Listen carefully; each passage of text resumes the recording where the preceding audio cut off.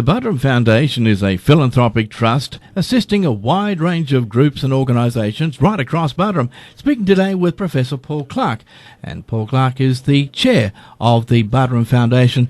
Now, Professor, one of the things we know about the trust is that funds come in by gifts from all sorts of people, but what happens then? You're certainly right. Funds come into our trust area by gifts, donations, bequests, a whole variety of ways.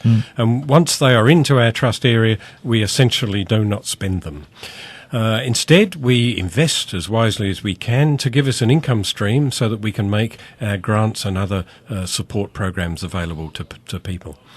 We have two sorts of trusts because people need sometimes to be able to get a tax deduction on a donation, sometimes don't worry about it. Those where we are able to give a tax deduction, the grants we give are limited to deductible gift recipients, i.e. people or organisations in particular who are recognised by the tax office in the same way as we are. Yep. In our open trust, we're not limited that way, but we can't give the same tax deduction for donors.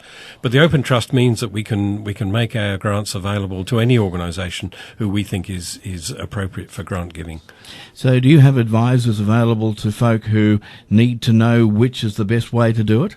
We do for the grant program. I should say we also have advisors for how best to invest the funds in our trusts. We have a special investment committee whose job it is to see that we place our money in the safest but most productive places so that we can make the largest grants that we can with the resources we've got. Now, if folk would like to know more, they can have a look at a website.